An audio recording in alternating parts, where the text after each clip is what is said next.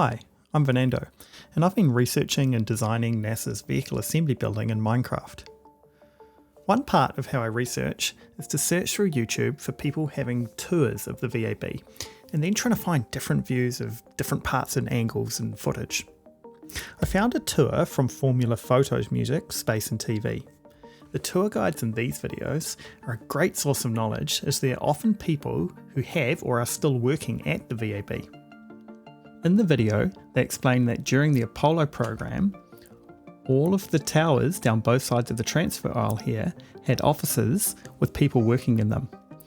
But when they moved on to the shuttle program, which uses solid rocket boosters, the VAB became technically classed as an ordnance facility, which is the same as places that make ammunition and explosives.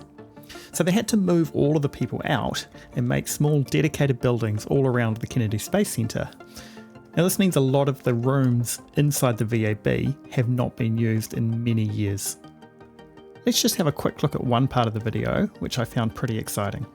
So take a second here. Yeah, I want to look over here. We have our Evo Lab. This is where there's a group of our engineering group is off working some of the Restore project. This is a very good initiative for us, where we're trying to bring in other commercial, not commercial, this would be government, but more work in the VAB outside of the SLS. They're actually doing a fantastic job of looking at Restore satellite. They're doing some good work in here. We're looking for this kind of opportunity in the VAB to do multiple. What did you call their organization? It's called Restore. Okay. That's kind of the Restore effort for the satellite from Cotter, Space Flight Center. So they're basically working some of the hose reels and some of the pumps, and they're completely developing flight hardware here at KC. So I think they called this the Evo Lab, where they had some engineers working alongside contractors on a program called Restore Satellite.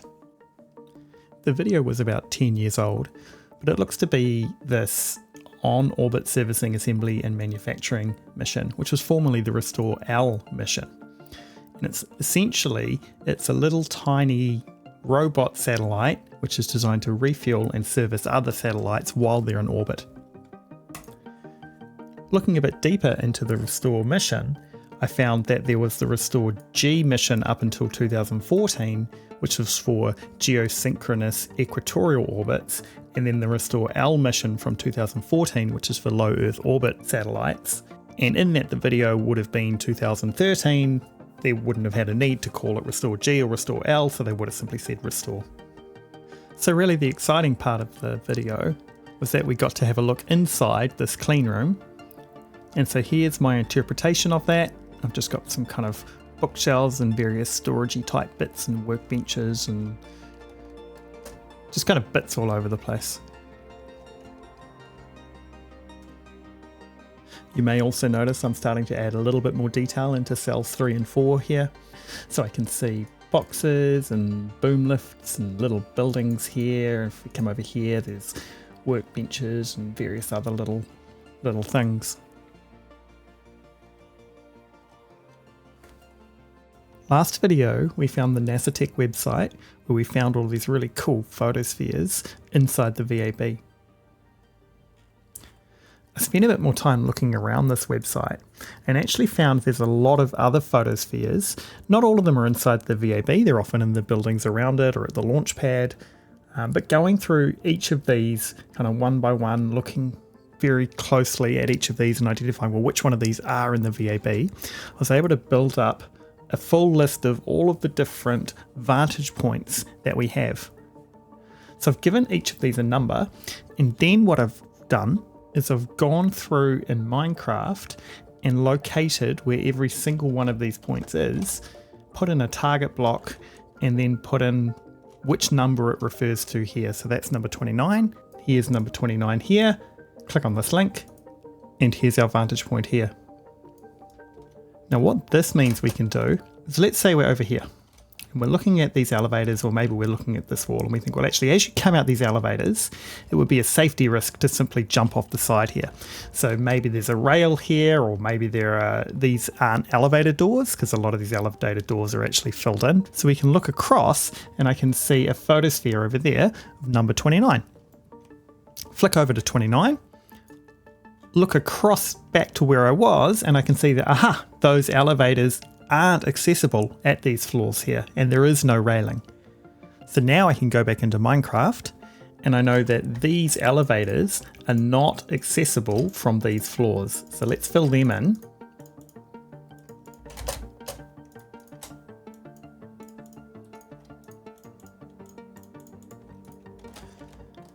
So that's looking a lot more accurate. And now my strategy is just to run around different places, find where there's a vantage point, and then fill in a bit more detail. I don't have any huge system to how I'm doing it. I'm just going around and having fun filling in bits wherever I feel like it. One area I've done a little bit on is actually on level 25 here in Tower B.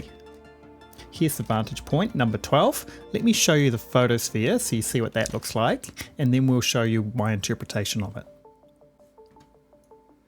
So as we move around, some key things that kind of catch my eye is we've got these lights in here, there's this floor here.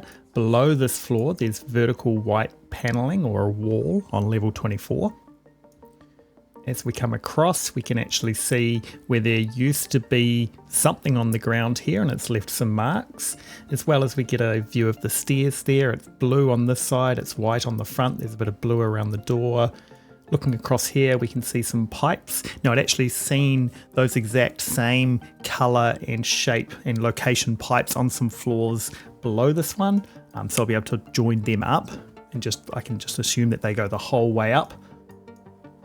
And then all the way over here, we can actually get a good view of the elevator shaft. And actually there's an elevator right up the top there, which I happen to know is elevator 6. I'll talk a bit more about how I know that in a later video. But on this elevator, I can see that it's a bit kind of dirty. There's some striped red under it. It's predominantly red, and it's just sitting there at the top. So here you can see those lights. Now, one of the things I've decided to do with the lights is just so they don't look like they're floating, I've put a lever there. You can see the door and kind of the blue side. So those are the stairwells that go the entire way up and down on the tower.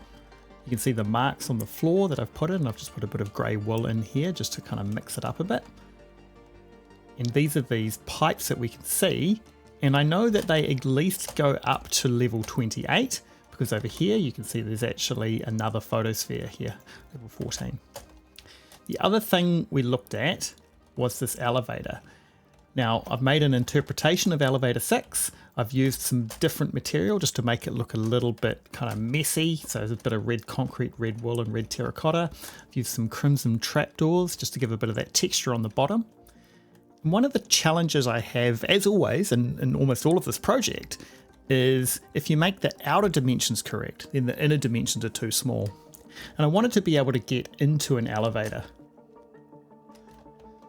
So what I've decided, well, kind of a technique I came up with here was I couldn't really put blocks on this side because this is taken up, but I wanted it to be covered. So I've just put some red banners in here and I'm just going to try not to think about it. And that works for me.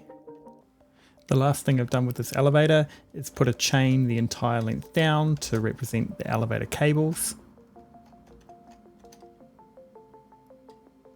And at the very bottom here, I've dropped the floor down a little bit and put some polished andesite, just so that the elevator could theoretically fit flush with the bottom here. So since the last video, I've been spending a lot of time in a survival world, building up the VAB and kind of bringing it up to the same level of completedness as this version in creative. And one of the problems in survival Minecraft is I've made this out of a lot of white concrete, but to get white concrete in survival, you first have to place down concrete sand, then get it wet, then mine it to get the white concrete, which is a lot of double handling when we're dealing with this much quantity of materials. So what I decided to do instead was simply to make the entire walls out of concrete powder and then go through and just cover them with water and kind of wash them down and convert them into concrete. So that's a pretty cool milestone. And so I'm actually going to leave you with a time lapse of me doing that in survival. And as always, if you've got any ideas, encouragement or feedback, just let me know and have a great day.